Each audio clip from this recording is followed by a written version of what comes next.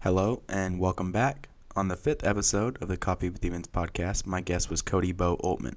This was a first for Coffee with Demons, as this is my first guest that I didn't really know growing up. We weren't really childhood friends.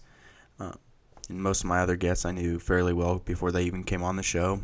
Kody was from North Platte. He was a couple years older. I knew of him, but like I said, we didn't spend a lot of time together.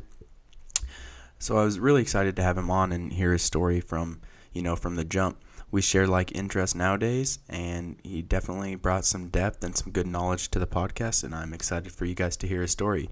So without further ado, Kody Bo Oltman on the Coffee with Demons podcast. All right, well, yeah, let's get it going then. So I appreciate you coming on right off the bat.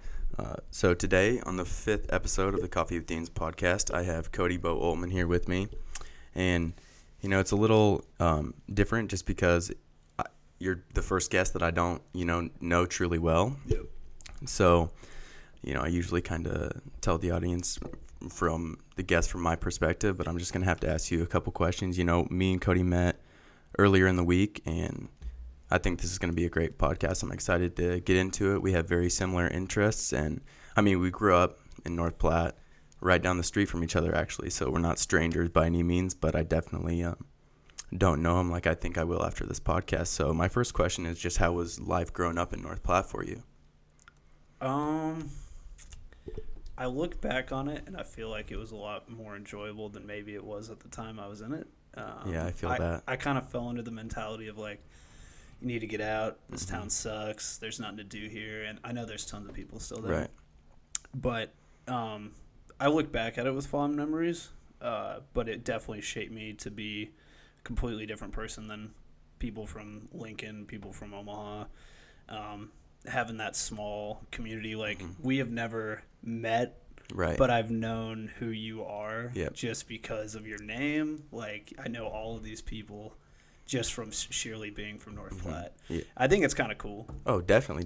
Just the small community aspect is, something that I don't think, like you were saying, people get from the metro areas like Lincoln or Omaha. And like you said, I've known who you were for, quite some time. And like I said, we grew up right down the street from each other, and I knew what house you lived in, but yet there still wasn't that, like close interaction. You did go to St. Pat's, right? I went to St. Pat's my freshman year of high school. Okay. I did go, so we did quarters. I did 3 quarters right. at North Platte High, and then my Okay. 4th quarter I moved over to St. Pat's. So, like, yeah, I spent my entire life in the public school system in North Platte, like, met a ton of people, and then about my freshman year, the friends that you establish from elementary school, like, kind of fade away in middle school. That's what happened to me. And then in middle school to high school, it was, like, even more. I faded out into being more of like, I wouldn't say a misfit, but I didn't fit in really. I didn't play sports. Right. And so then I was like, had one good friend who transferred to St. Pat's. Excuse me. And then from there on, God, there's like, I made a ton of friends there. Cool. One that I live with now. Like, it was nice to meet both, be a part of both systems. But Yeah, that is cool. But yeah, like growing up for me, like with my parents, they deeply cared about me. Like I never felt like there was anything wrong with how they treated me as a person, and they both love me, still do everything they can for me. But then you have these friend groups you fall back on, and I had a really strong one. And then going to middle school, I lost a bunch of my friends. Right. I don't know why. It just kind of happens that way. Very nice. And I was kind of lost. I was going through, like, my parents were definitely on the verge of getting divorced for almost my entire life. And I was kind of just waiting for that to happen. And then, like, 8th grade year, that's when it started happening.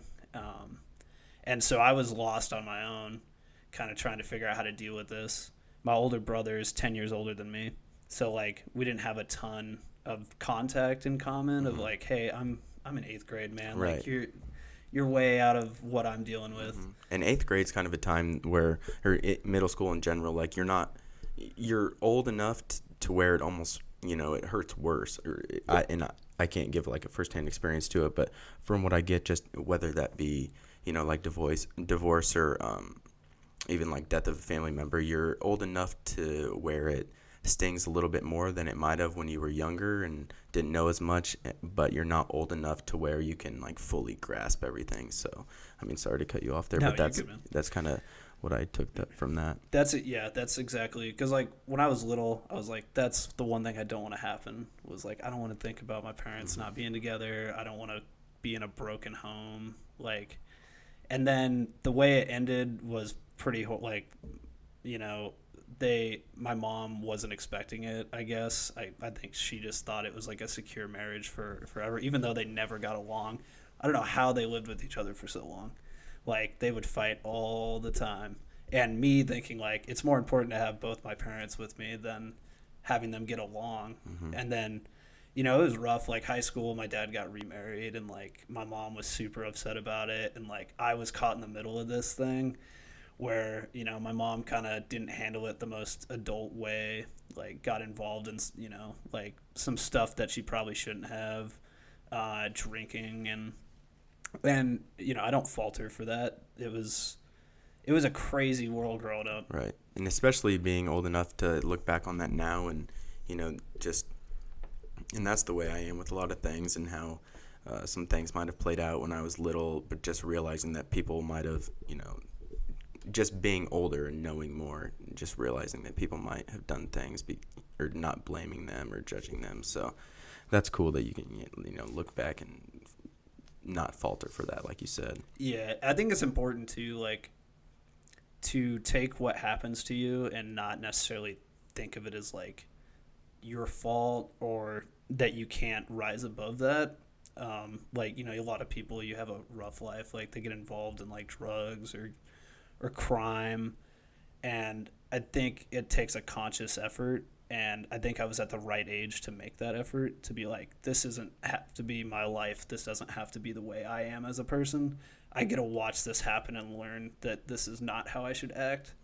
And then the crazy thing is they get along great now. Like they're way happier, both of them separately. Right. Well, that's and it's good. like, yeah, and yeah, it's that's like great. that's all that really should have mattered in the first place. But you know, watching it happen at the time, definitely, like, that hurts your own view of, like, how relationships are. Right. Like, I don't know. My mom swears she's never going to get married again. Right. She's super against marriage. Well, I mean, that's, I mean, in the heat of the moment, like you said, they get along now, so that's good. But I'm sure in the heat of the moment, emotions are high, and throughout that time period, I'm sure it's not easy to go through whatsoever. Yeah. So. And like you just see, I don't know, dealing with emotions from your parents that seem like they should be more mature than you. I think that was when I learned like adults are just kids that don't really know any more than just having more experience, and like that doesn't mean they're better at it than you are. Exactly. Yeah, you had mentioned when we met earlier that, you know, you grew up, or you think you grew up faster because of the situations that you had been through. So what do you think, I mean, how do you just want to kind of tell us about that? I guess I'll just be the layman. You can kind of just tell me your perspective of how you kind of grew up a little bit quicker. Yeah, definitely. Well, first off, like, I think the money situation of my family, which was, you know, we built a house on Leota when I was like a kid, which for people who don't know what that is, it's a pretty wealthy street. Right, yeah. And some nice houses. Yeah, for sure. And like, you know, I was spoiled for like 4 years of my life, like 3 to 7 Christmases were crazy. I got bored of opening presents. There was so many type of thing. And like, then my parents, you know, like told me they were selling the house, and I didn't really understand why. They kind of made excuses like, your brother's like turning 18, he's going to go to college, like we don't need all this space. So like, you know, I took him at face value for that. And obviously a couple more years later, you learn that, you know, they weren't financially responsible. You know, you stop having Christmas gifts that are like a ton of them or are expensive, and learning the value of money happened for me at like probably 8 or 9 years old. And it was just, you know, it was sad overall that money could do that to people. I think that definitely fueled part of their like hatred for each other at the time. But Yeah, just you take that situation. I learned when to not ask for gifts, when not to Right. I'm not gonna get the latest like Xbox, or I'm not gonna get like the new car. When you see kids turn 16 and like when their parents like buy them a new car, and it's like, yeah, I know that's not gonna happen to me. Right. Well, that's cool. I mean, it. I guess just growing up and then finding that emotional intelligence, or like that expanding, and the more experience you get, I think that's growing up. That's what it is people think you can be book smart, you can be street smart. There's multiple different types of intelligences, but I think being aware and emotionally intelligent to kind of like take things without people telling them to your face is, I think, that's a perfect example. And I definitely understand that more, as you say, like you grew up quicker. And it's definitely something that I wanted to comment on was that's a different situation than I've really ever heard of, the having money and then not right away. Because usually, I mean, you got multiple different perspectives, right? Yeah. So, and most kids either, have money and don't worry about a thing, and that can definitely change a person. But having it and then having it, you're not having it, I think that as well definitely adds to the, experience and growing up faster. Yeah, Sure. definitely. I think money's important. Like, everybody needs it. It's Unfortunately, yeah. I don't like what it does to people. I don't like the stress it puts to people. Mm-hmm. But learning that value early on, I try and figure out if I wanted to do that or not, and I think that I wouldn't change anything about it, just because like I gotta value other things a lot more. Like, when you have no money anymore, it's kind of like, where do you find pleasure? If it's in friendships, it's in experiences you have with people that you care about. And yeah, I think that it helped me understand a lot more than people coming out of college, even, that were like, I don't know what all this loan money I took out is for. Right. You're like, yeah, well, I knew signing up, like, I had to get my ass a job, or else I was gonna end up in the same place, type of thing. Definitely. What did you do in college? I know you went to Wesleyan, right? Yeah, I went to Wesleyan. Went for 5 years because I couldn't decide what the hell I wanted to do with my life. Bounced around majors and then ended up just wanting to do a business degree. Cool. Yeah, I got an internship with Sandhills Publishing my junior year, and I've worked there ever since. That's cool. Definitely, Yeah. that you kind of got to build into that career as well. Do you think you'll stick with that? I want to. Cool. I mean, it's not all fun and games. It's definitely like a high pressure job sometimes, but I enjoy that. Like, Definitely.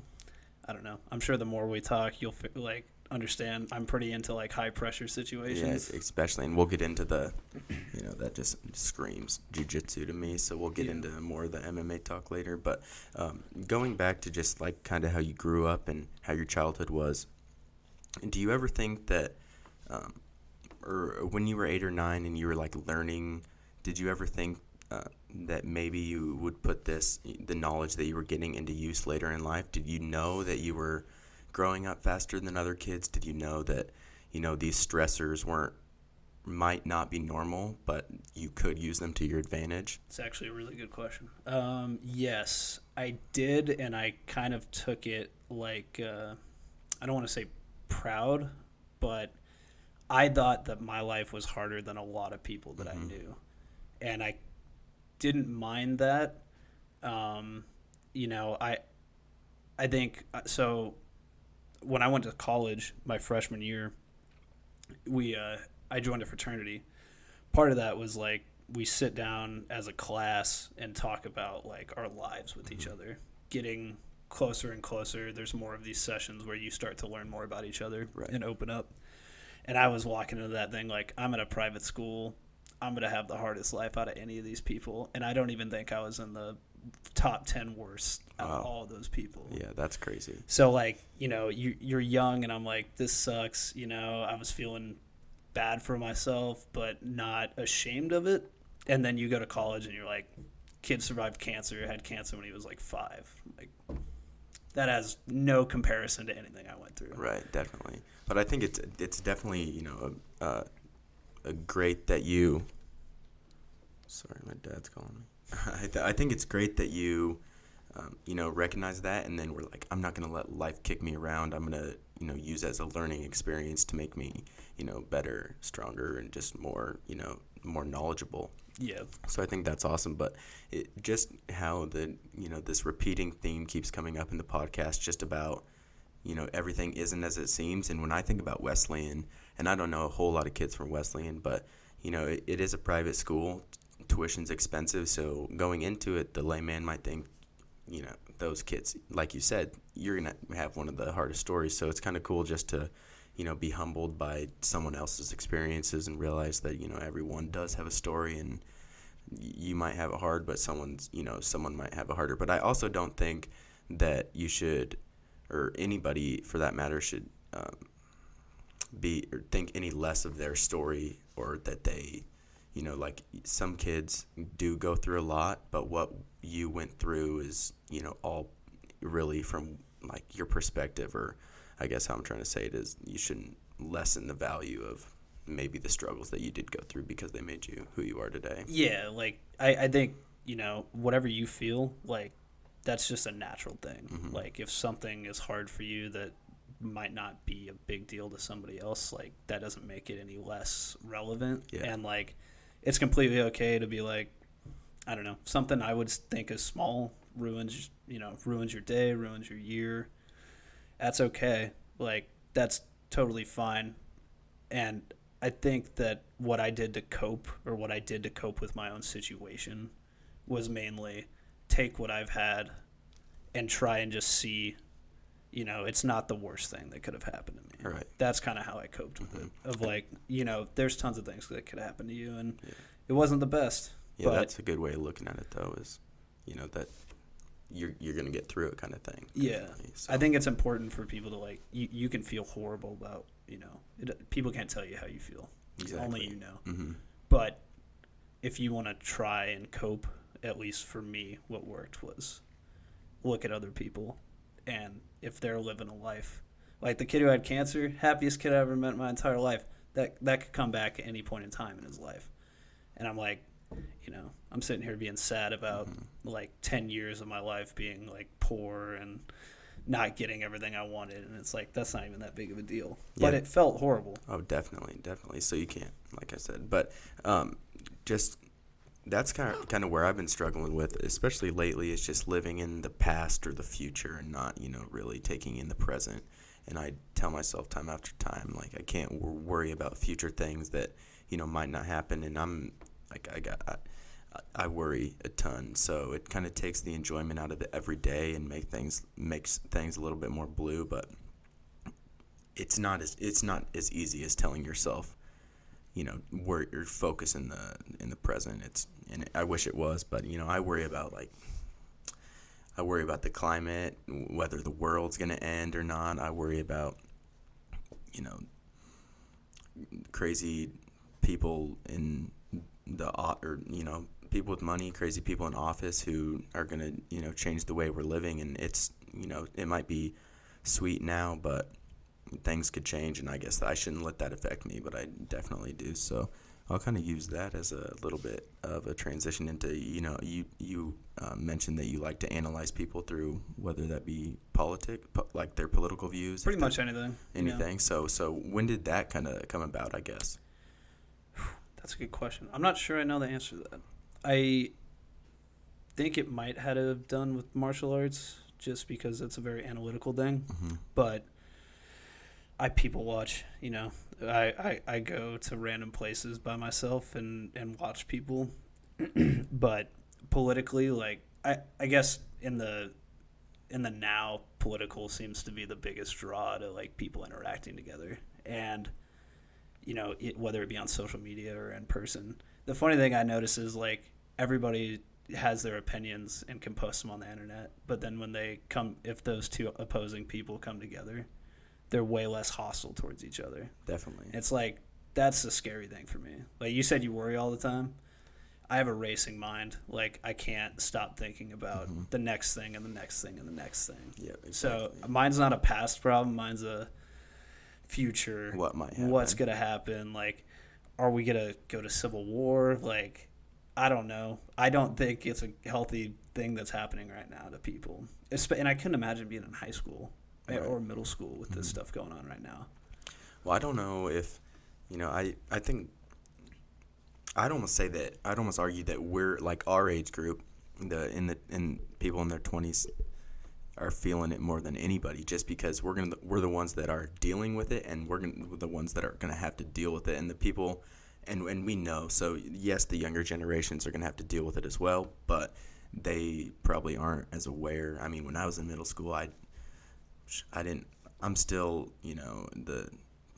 I don't know a whole lot about politics, and in middle school, I definitely knew less than I do now. So, but yeah, I think it is scary. The internet gives people a way to communicate in ways that they wouldn't in daily life, and I think that's not necessarily a good thing for sure. So yeah, I mean, I remember like in elementary school, you'd always have a bully or somebody, and I'd like to think I wasn't that person, but I'm sure I was to somebody at some point in time. And like I just think about how that magnifies now that like you can be reached anywhere. Like if you have a social media profile, somebody can post on your profile and like call you a loser. Right. Like it just worries me that like I don't think kids should have to deal with that kind of thing. Like it already traumatizing enough being a kid and having to go to school and having people pick on you, but then now you're on the internet and all you want to do is fit in. And you got all these people that have access to just embarrass you all the time. Right at their fingertips too. Yeah. And it's like, there's great things. Just what I think with anything that's great, it can be used for good or it could be used for bad. I don't think people are even consciously knowing they're using it for bad. Yeah, definitely. And just the ability to reach the masses, and like you said, one person could single out another person, but the bully could reach the masses with their hate, and that just spreads. And so I always try to preach, like spread more love and whatnot. And I just think we need more of that, because you get on social media and it's just, I don't know. Do you have a Twitter?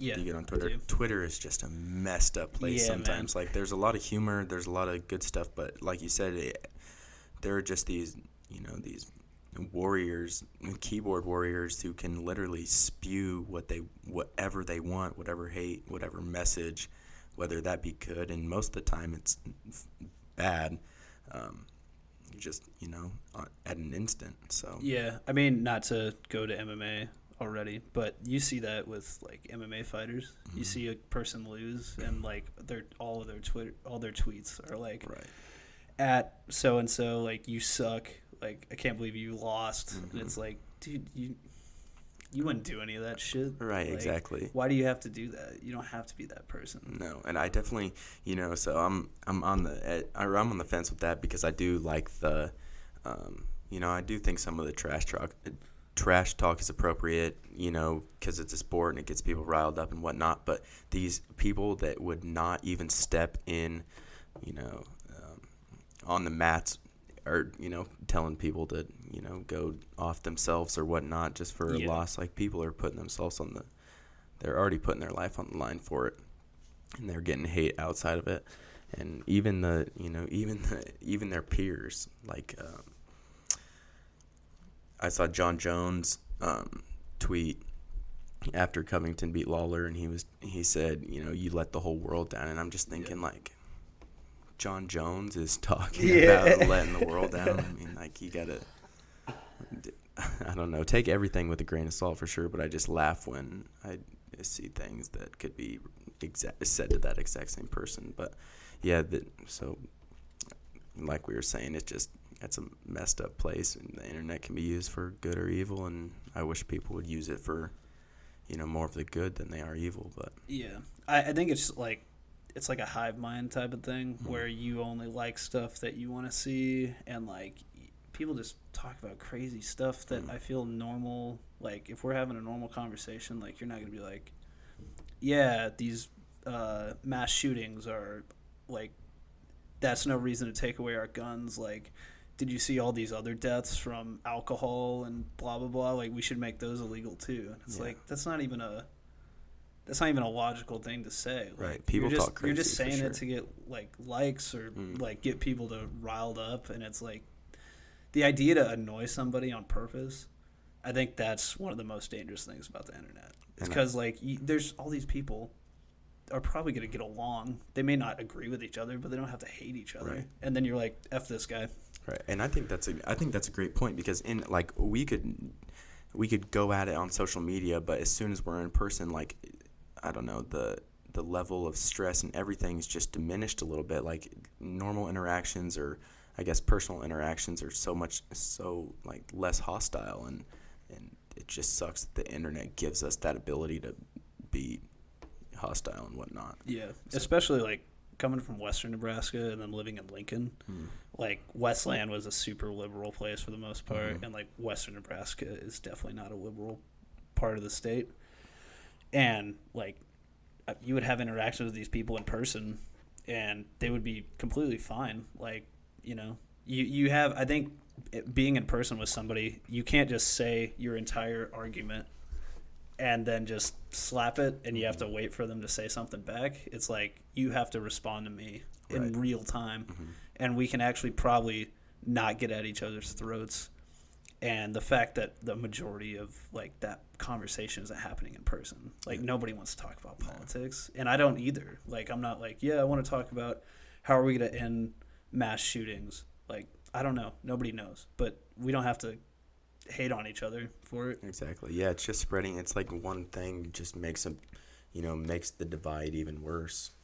And like you said, I remember you saying something when we met earlier just about how these events are splitting people down the seam, and it's just dividing us more when we should be coming together, whether that be like the mass shootings or any traumatic experience, or even it seems like a good experience for one people is that there's going to be a bad side to it, like losing a match or losing a sport game or whatnot. Like there's going to be people upset, and that just draws a more concrete line down the middle. Yeah. But just going back to more the political stuff and growing up in Nebraska and I was wondering, since you did go to Wesleyan, I mean, did your views change in politics as you grew older, or did you really have any set concrete views when you were younger that kept with you? I don't want to say they were concrete. I don't even think they're concrete right now. Right. And I think that's a good answer. I think that's a great answer, actually. I don't like the idea that you believe in one thing and like you're gonna ride that till you die. Right. Like that doesn't make a lot of sense. Especially, and obviously mine was a little more radical of like growing up in a super Republican part of the state and going to somewhere that's like, I mean, we have like unisex bathrooms at Westland now. Like there's no men bathrooms anymore. Like those are the people that I went to school with in North Platte, like some of them post about how dumb that is, and I'm like living in the world, and they never are even close to that world. Yeah. And I'd say it changed. My parents were Democrats, or are Democrats, I don't know. And so I even remember being in like second grade, and was it second grade? No. Whenever the election between Bush and 2004, fourth grade, Bush and what's his name? I don't remember. They we were talking about it like as kids, like you red or blue, and I remember being like, well, my parents are blue, and like we sat at different lunch tables until that election was over. Yeah, I remember that, like something like that as well, but I don't think it was quite as early as that, but definitely when Obama was being elected, it was and I don't think the teachers were necessarily doing it to like make a divide, or they were just doing it as a class activity more. But I remember them being like, vote one way, and I don't know what people stand for. I'm a kid in elementary school. Like what, I'm just gonna kind of do what my parents do or whatever I was taught. Yeah. Not taught, but what I see at home, I guess. Yeah. So I think that's, I don't know. I think it was an innocent act, but I don't think it was a good idea. Yeah, definitely. Especially when you I don't know if you see protests ever where like kids are holding signs of what their parents want them to hold. It's like, that's kind of messed up. Yeah, definitely. I don't think that's right. Like you got, I don't know, the Women's March, you have like a kid holding up a sign that's like, I don't have a problem with the Women's March. I just think it's weird to drag your kid into it. Like they're a kid. they don't need to be involved in this stuff yet. Right. Ignorance is bliss, and I think that just, like you said, bringing somebody who might not fully understand, and that could be all the way up until, you're 16, 17, or even, I still don't fully understand, and like you said, I'm not concretely one way or the other. I'm, pretty fluid with, I just believe what I want, and not, I guess I shouldn't say I change a lot, but you have the ability to be whoever you want to be, and you shouldn't be held to who you were 5 minutes ago. But so we'll kind of continue with that after this break. This episode of the Coffee with Demons podcast is sponsored by Guethlein Psychological Services. John S. Guethlein is a licensed independent mental health therapist with a master's in counseling psychology and a doctorate in clinical psychology. Dr. Guethlein has been providing mental health services in the community of North Platte for 25 years. He has an extensive experience working with adults and adolescents coping with ADHD, anger management, and behavioral issues. John also provides therapy for a wide range of issues that can be addressed in the individual or family session. So thank you, Dad. Thank you for always supporting me and being the first sponsor of the Coffee with Demons podcast. This is what I've been. I was excited for the whole thing, but I'm definitely excited to talk a little bit about, martial arts and how that's even shaped you as a person and, help you overcome whatever demons that, we kind of discussed in the first little bit of the episode. But when did you start martial arts, I guess? I was in 6th grade. I had been following the UFC since like 97. I think I was 4, and my brother was super into it. Yeah, back in the yeah, day, like my brother had all the original UFC tapes, and so wow. He started training in like 1999, and so I would just watch him do that. And I didn't, back then they didn't have kids programs or anything like that, so it was like I waited till a certain point in time. So 6th grade was when I started, and from there it kind of just consumed my life for honestly up until high school. And then part of the reason I even left North Platte High School was I had a few wrestlers that wanted to fight me all the time. I don't know if that was because I trained in martial arts, they thought they could kick my ass, but I didn't want to do it anymore, and I felt like an outcast. Right, and that's kind of what I see. Well, definitely with the younger kids is people who, might actually train. People automatically think they're like these hard asses who just want to like beat people up, and it's completely the opposite from everyone I've talked to. Just the martial arts. Everybody that I've got to work with is just the nicest person. The community is so helpful, so willing. Everyone's cool, calm, and collect, and it's more about the art than trying to go out and just starch someone and like light them up. Definitely not if you in a match or in like competition, but no one wants to go out on the street and just fight for what I've got anyways. I think the most dangerous like person is somebody who doesn't involve themselves in martial arts, that thinks that they're gonna like fight people like that. Just being involved in martial arts for even a year, you take such a humbled step of being like, some of these people could kick my ass really bad. Definitely. They could very well hurt me. And so even when I go out to a bar or something, I see some guy being a tough guy, like, oh, I'm going to kick your ass and stuff. Like, I hope that the other person that you're talking all this shit to doesn't know what they're doing, because you guarantee you don't have any idea what you're doing. Right, and that's what I've got is, so growing up, I would just, there's definitely a difference between people who know how to strike and know how to grapple, and then people that I thought would be good at fighting, the bigger guys or the big, strong meatheads, and I think that's cool. Lifting weights is great, and having a good physique and big muscles, cool. But don't think that you're super hard because of it.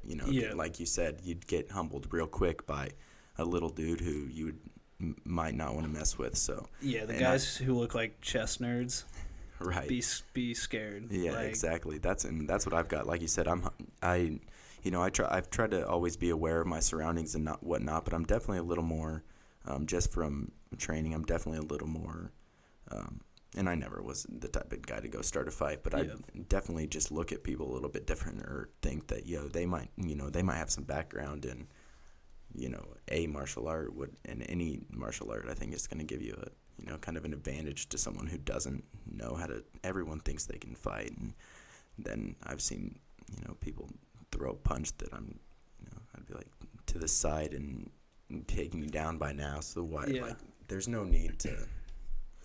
I don't know. Just be aware, I guess. Yeah, it's nice now that like the UFC is more popular, because like back when I started doing it, like jiu-jitsu was laughed at still. Like, I don't know, if you did any of that stuff in North Platte, at least, it was kind of like, you're kind of a freak, kind of a weirdo. Like, what you're doing is like stupid. It's not gonna work. And like now, seeing how popular it is, I think it's great that people are like, that's cool. That's now a cool thing to do. Where it used to be like, you're kind of a weirdo for doing that stuff. Like, you want to go fight in a cage, like, what's wrong with you? And now people are like, that's crazy. Like, it does take skill. Oh, a lot of skill. Definitely. So like the overall view of it, very good. I think it's a huge step forward. Yeah, it's done a 360 for sure. And so I did. Do you know what Toshindo is?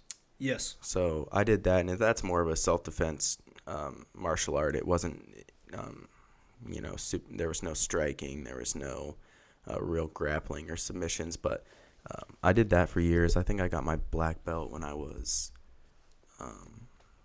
Damn, son, you have a black belt? Just in Toshindo, so it's nothing. It's definitely not as strenuous as like getting your black belt in jiu-jitsu, which is, something that some people will never get, but some people never even understand how hard it would be to, reach the level. So, but yeah, I got my black belt when I was probably, I think 12 or 13, and then I kind of quit going. But just being in the martial art and, going through the, there was based off of old, Japanese ceremonies, and I thought that was really cool. So I kind of fell in love with it there. I was always, I always loved being aggressive in sports and combat in any way. And then I just kind of, got back into it. And just from the short time that I've been training, it's just, I've grown as a person, I think, just because my outlook's different on a whole lot of things, and not just in martial arts, but control over my body and control over my mind as well. Like, it's a mental workout as much as it is physical. Yeah, I think my thing with martial arts that really, so I stopped doing it in high school, and I came back into it probably 5 years ago, was like, I have this racing head where I can't stop thinking about stuff, and if I don't go train, it just compiles and compiles and compiles. And the second you're done, that feeling I have every time. You're dead tired, you're covered in sweat, and you lay your back on the mat, and like, that's one of the clearest times I ever have in my life, is just staring at a ceiling and just being like, there's nothing on my mind right now. It's such a freeing feeling. And I think more people should feel that. I don't know if it's going to be through martial arts. I encourage everybody I meet to try it out. Oh, definitely. I know a lot of people are afraid. Like, I'm going to suck at it. It's like, everybody sucks at it. Yeah, if you don't do it, right. Yeah. You're not just going to start out and be the best of the best. Like, everyone starts somewhere. And like, the nice thing is there's not a ton of people that do it, like, still to this day. So, you're a kid, you play football, you play basketball. If you go and play a pickup basketball game and you suck at basketball, like, yeah, you might get a little made fun of. But when you go to a martial arts school and you're like, I've never done any of this before, they've met hundreds of people that have the same, I've never done this before. Like, you're going to suck. It's okay. And they're willing and accepting to help as well. Yeah. So do you think that's kind of how the struggles that you struggled with early on in life, and then whatever you've kind of dealt with, like you said, you had a racing mind. Do you think that martial art has been an outlet for you to kind of fight those demons away and, find that mental stability like you were saying? I think it's been my only outlet. I think I've tried tons of stuff. I've tried lifting. I've tried running.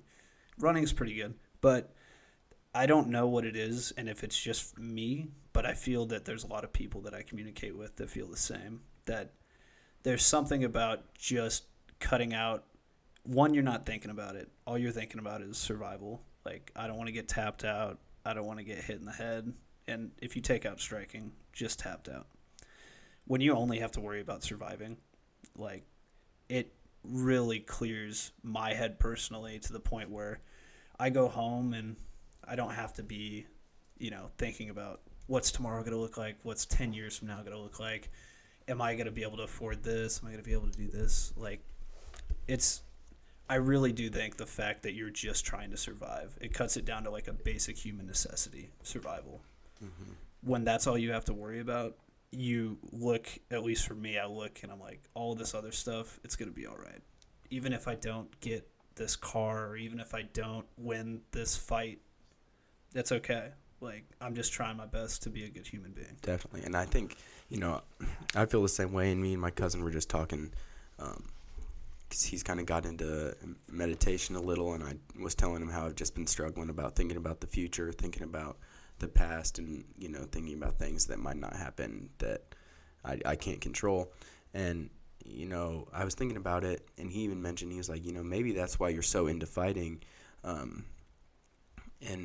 And I thought about it, and in the moment, meditation can be anything that you're solely focused on.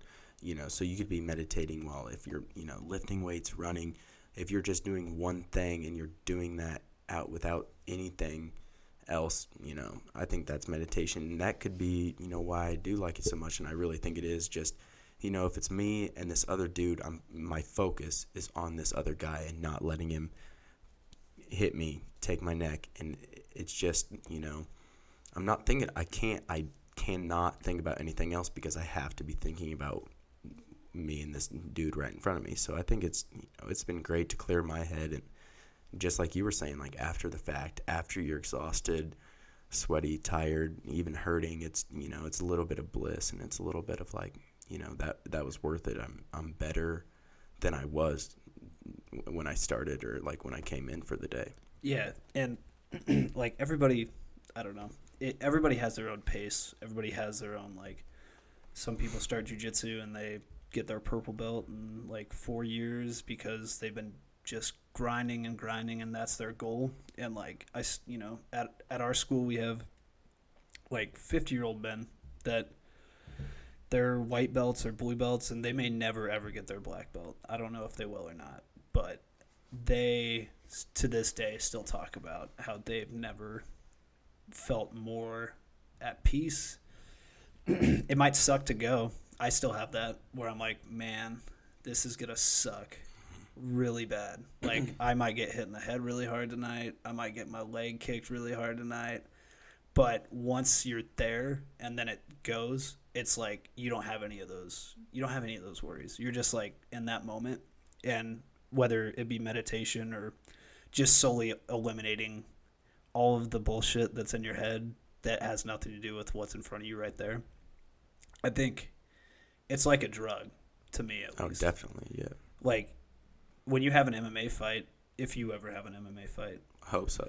Hopefully. It's like, well, take it times like 100, whatever you feel when somebody's like trying to get your neck and stuff. But that feeling when it's over is even crazier than it. Like, it's like ending 100 gym sessions at once of just like, holy crap, that was crazy. I could have got knocked out. I could have got choked out. All my friends are here. My family's here. Like, but I did it. And even if you lose, like, I lost one of my fights and I was so ashamed.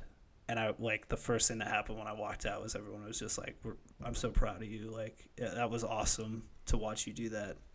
And it's like, it doesn't matter if you win or lose. Like, you're doing something not a lot of people are going to be doing. Exactly. And there's so many, there's so many upsides to it. And I won't even be able to, like, spit them off the top of my head. But when you were just talking, I thought, I like the idea of not being comfortable. I like the idea of challenging myself, and that's exactly what MMA does and jiu-jitsu does and striking does. You have to be pushed. You have to be outside your comfort zone because, that's where life, begins. And I think that I've kind of not taken it easy, but after high school, and not that high school practices or football practices or soccer practices were super grueling, but it was giving me something to work towards. And then after that, I didn't really get into anything, and I was kind of just living, life, and it was nice, but I like the feeling of accomplishment. I like the feeling of, putting in a hard day's work, and you can do that definitely in multiple other ways than MMA.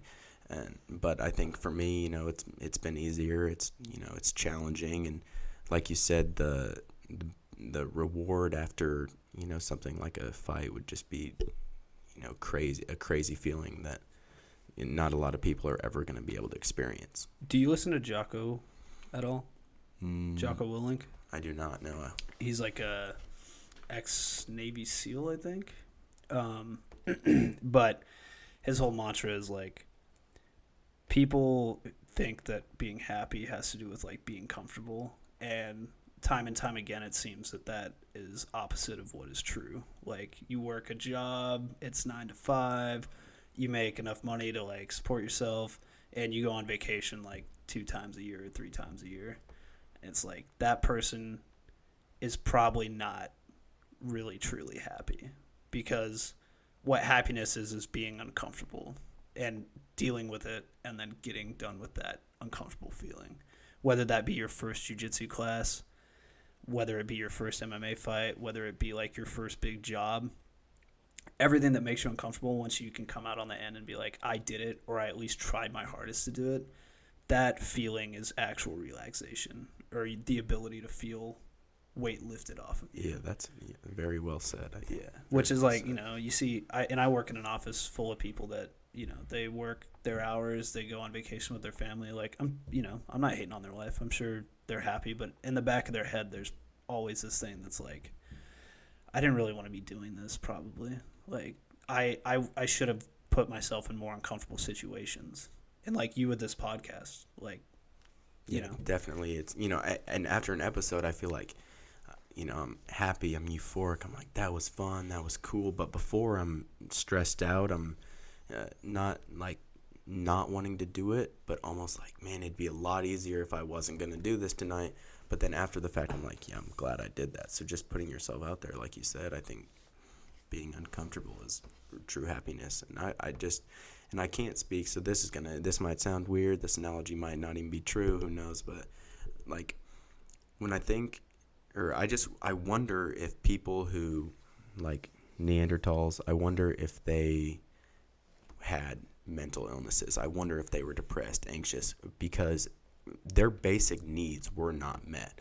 They had to wake up every day, hunt for food, find shelter, survive. So I just, in my head, I and we'll never know, like I said, so it might be stupid, but I just have a hard time believing that they would, they would go to, if they were hungry or if they were full and they had shelter, that they would go to bed, satisfied or, happy. And today, when our basic needs are met, we have shelter, water, food, it seems like our mind wanders and we just think about the things that could go wrong, do go wrong, or, might go wrong. So yeah, I think it's called Maslow's hierarchy of needs.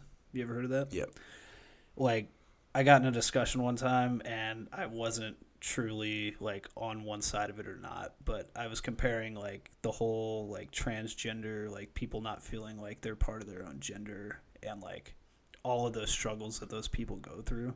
Like, you don't see that in third world countries. I'm not saying that it's not a valid feeling, but when you have all these things that you're worrying about, like food, shelter, water, like, you don't have time to really think about that. Your life is satisfied on those like very simple things. Right. So then we're here in the United States and we have like the best country in the world supposedly, and we have all these things we're worried about because everything that is basic to human life is met. And I think that's a scary thing within itself, is like, you got to find something. Not that I'm comparing this to the transgender issue at all. Just like, we have so many needs that I don't think anybody could even fathom in a third world country. Like, I'm stressed about this, and they're like, what? Right, exactly. I'm stressed about, I need to buy a new bed because my mattress is uncomfortable, and they're like, oh, I don't know what that would feel like at all. Yeah, I think, that's right along the lines of what I was trying to, kind of get out with the mind.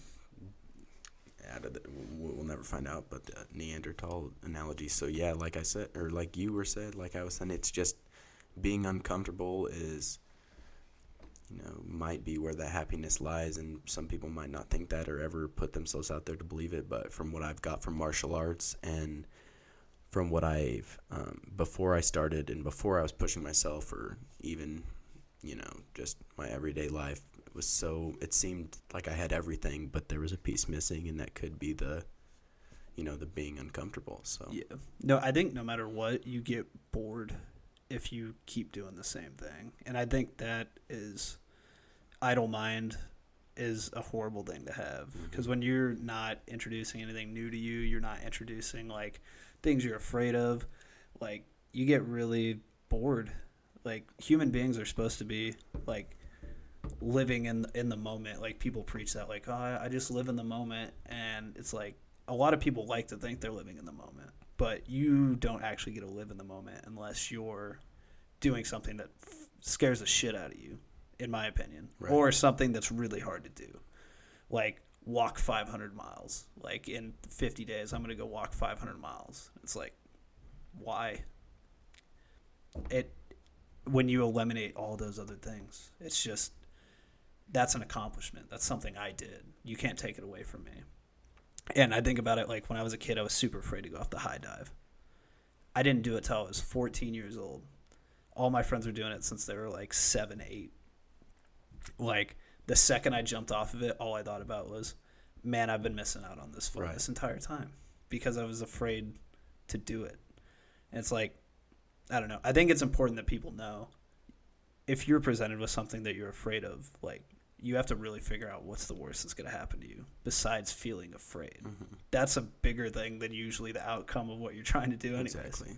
There's a difference between, the fear and being afraid that, whatever you're going to do. And then there's a huge difference between the potential loss of life or, like injuring yourself or whatnot. Yeah. So I think people could definitely, like you said, take a step back from whatever might scare them and,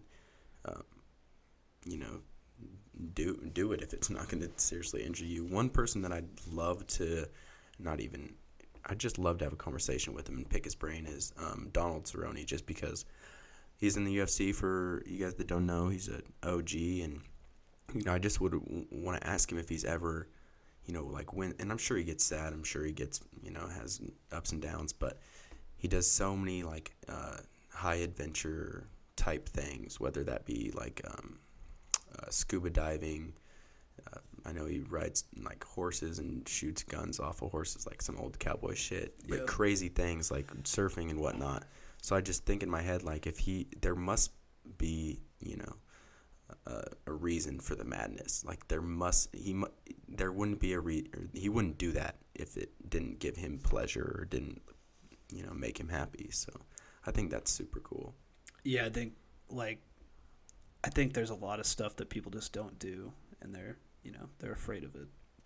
And I think it's important to analyze that as yourself and be like, what are the things that I'm afraid of, and is it actually limiting me as a person? Like, I don't know. I think about people that don't want to go on roller coasters, or like, I didn't want to go on a roller coaster either. Like, I did it. Is it potentially dangerous? Yes. But that's like, I think if you live in a bubble, like, my mom's super anxious all the time. She won't even drive on the interstate. Like, I have to drive her on the interstate if we're going anywhere. If she has to go somewhere, I have to do it because she's too afraid to do it.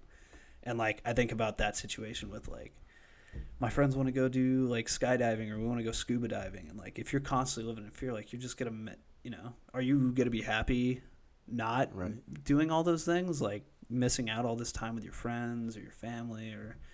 Like, I just think it's super important if I had one thing to drive home to people, and I don't know if I'm an expert on this by any means, but I have lived a comfortable life where I, worked a job, came home, didn't do anything that was challenging, and it was, like, the most sad I've ever been. Was just, like, what's comfortable? Oh, I make a solid living, I own my house, and I come home and do hobbies that I think I like, but they aren't challenging and they aren't like pushing me to be a better person. And then once I started doing those things that were scary, like that's when I was actually peaceful. That was when I came home and was like, I had a good day. That's awesome. And I don't think you have to be an expert to to give advice, to give wisdom, share wisdom, or make people just think. So, and that's perfect. And, I just can't keep us not smile when we're having this podcast, because I really think it's a good one. And just driving home that point that, you got to live outside your comfort zone, like you were saying. And I appreciate you even coming on and just trying to, like you said, drive that home to people. I think that's great. And just going back to your talking about, your mom and driving her on the interstate. And for people, I really, there are, I don't know, being anxious and the mental illnesses, or the mental, not illnesses necessarily, but just pressures that people get on everyday life. Like, for me, I want to be in control, and I would want to be the one driving, I don't know. Okay, so what I'm trying to say is, if my parents are going to drive, I want to be the one driving them. Yep. So it's kind of the scenarios are flipped. Like, they'd be fine doing it, but my issue comes when I know that they're out there doing it and I can't control that. So all I was going to say to that fact is just there are going to be things that you can't control. There are going to be, you are going to get anxious, depressed. You are going to get have those bad days, but hopefully they don't last. And like we've been talking about, there are ways to get through them. And if it's not martial arts for you, then it definitely could, find it somewhere else. That took a lot for me to say, so I You're good, man. No, I think at least for me, one thing that really helps is routine. Like, they say if you do a good habit 3 times a week, it's more likely to stick than not. And I've seen studies that's people who successfully stuck with working out, they did it at the same time every single day. And whether that be, I used to be overweight. I used to eat junk food all the time. For me, finding a routine and sticking to it was almost the control that made me not care about the other things I couldn't control anymore. Right. Because I'm a control freak. I don't know if I would call it that, but I'm a control freak where if I'm riding in a car, I want to be driving the car. Right. Just because I don't know why. I really don't. I'm so anxious when I'm riding in somebody's car, and I'm just you have no control. Somebody's pulling up on someone fast, and you're I would be hitting the brake by now. Right. Why aren't you doing that? Exactly. And then it's fine that we stop in time, and I'm just okay. I feel all of those, that applies to so many things people don't even realize. The control of, somebody brings in donuts to an office, and you're I really want a donut. Right. But, I shouldn't have a donut. It's if you have a routine, you can at least fall back on, that's my control.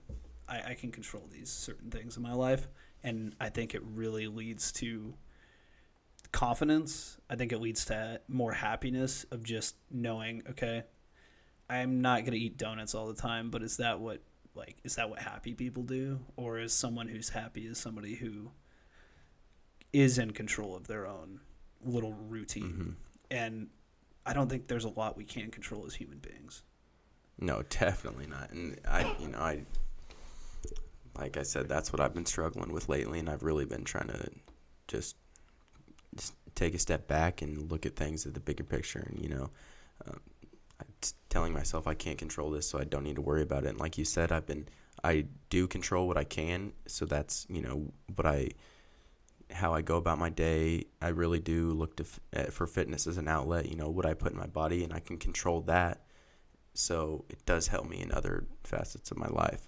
And you mentioned confidence and just being more confident in your everyday life, and I just going back to martial arts, I think I just wanted to say that having the ability to protect yourself, or being more aware, and I think that's another reason why I really like it, is just because I do feel, more secure for myself, and even the people that I love, being around them, and being able to, or would try to do what I had to do to stop harm from them. I think confidence is a huge reason why I do it. Yeah, I think everybody talks about confidence and that they want to be confident, or that they are confident, and it's I think confidence is more of a skill than it is a mindset, whereas confidence comes from what you do to prepare yourself for situations, like the donut example. Confidence comes from being able to turn it down, not from giving into external stimuli. Any confidence that you have doesn't, it comes and goes, just like happiness. Like, you ever see the happiness chart that's like, it's like everybody thinks it's like a straight line, and it's like zigzags, right, and you go down and up and down and up. It's like life. You're not going to be happy all the time. No, definitely not. That's a sign that you're not going to be controlled.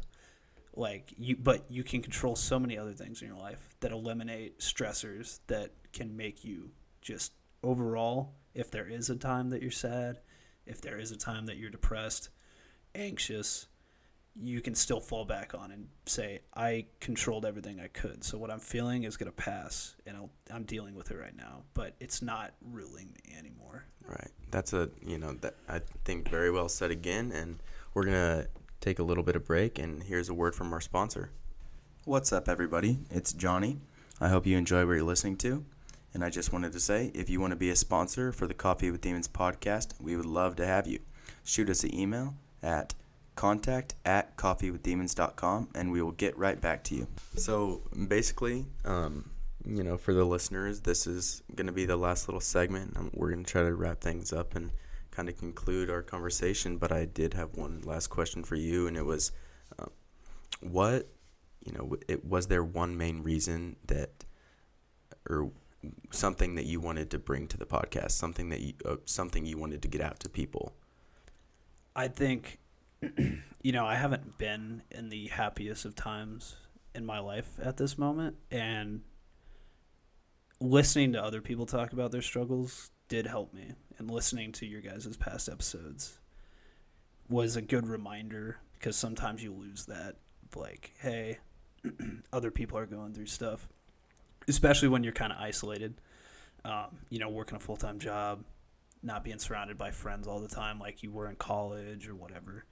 Like, just hearing an outlet, and it helped me already as a person, made me feel like I had something to say and something to give and contribute to this. And I think the most important thing is just a reminder that you don't feel the way you're going to feel all the time, like happy, sad, anything like that. You're not going to feel it all the time.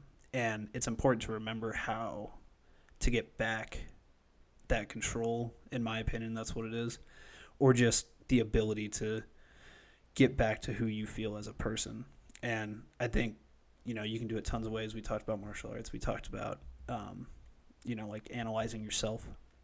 But the biggest thing is just making sure that you are doing everything you can to make sure you're okay.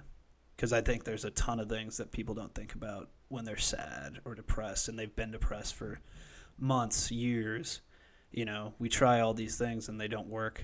And maybe there is something that I could say that you could latch onto, whether that be following a routine, whether that be martial arts, because that's what martial arts was for me.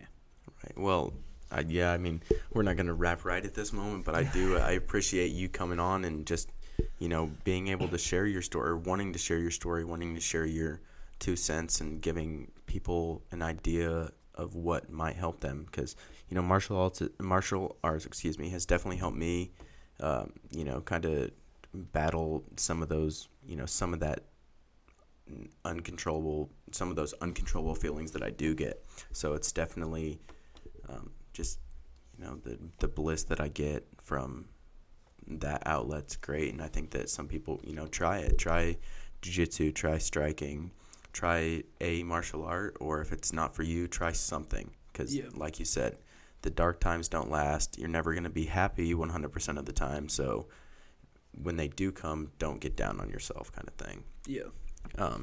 So like very, very well said. And like I said, thank you for, coming on and wanting to help people. I wasn't nervous to ask that question, but I didn't know if you'd I'm glad I asked it. Your response was great. So I appreciate that. A couple little more things. This is just kind of for me, but what do you think about the Poirier Khabib matchup that's coming up? I think Khabib beats anybody in front of him for the time being. I don't know who. Tony Ferguson fight. Helka Kui. I don't know, man. That's a really good fight. I don't know who wins that fight, but right now I'm not sure if Khabib can be beat. I want to see him fight George St. Pierre. I think he rolls I think he rolls GSP. I don't know why he might. GSP would come back and take that. Money, man. I guess talks. Yeah, money talks for sure. If you're not too into the UFC, we're just talking about a pretty big super fight that's coming up, and this might be stupid, but even like for me, watching the UFC and watching MMA is just so it's fun, it's exciting, and it's gives me a little bit of more happiness to look forward to, and I'm glad the UFC is putting on cards like every weekend. Yeah. So check them out. If you're not into it, if you don't like it, totally understandable. It's not for everybody, but it is cool. The sport's cool. The art is cool. And like I said earlier, MMA, I've met everybody that's helped me. Ryan McDonald's been helping me a lot. He's, great guy, spreads knowledge, and is just so willing to teach. My striking coach up in Omaha, Josh Kretschke, spreads knowledge and is so humble and willing to help. It's just everybody that I've came in contact. You and I haven't even trained together, but just like soon. Who they definitely soon. Who they are and their demeanor is just, it's a great community. So I'm glad that I've gotten into it for sure. But yeah. Any other last words? Anything you want to chat about? I just think. Also, if you find things you're interested in, martial arts being a really easy thing to bounce off of is like the community there is so strong and caring for all the people that walk through that door. It's like another family. If you move somewhere and you have no friends, going to a jiu-jitsu school or going to an MMA gym, like it's a direct link to being a part of a community. So if there's anybody that feels alone or that nobody cares about them or something like that, like please go do a martial art. Like you're going to be welcomed with open arms, and you're going to find some kind of happiness in having those people around you and care about your growth, because that's all that everybody cares about is everybody else's growth. Exactly. And everybody that I've really talked to, it's kind of if I'm helping you, then I'm helping myself as well. And I think that's a great way to look at it, and it should be like that in more, different, not just martial arts, but anything, work environments and whatnot. So I think a lot of communities could learn from the martial arts community, just because it's so, like we've been saying, you take some, you give some, and it comes back around. So yeah.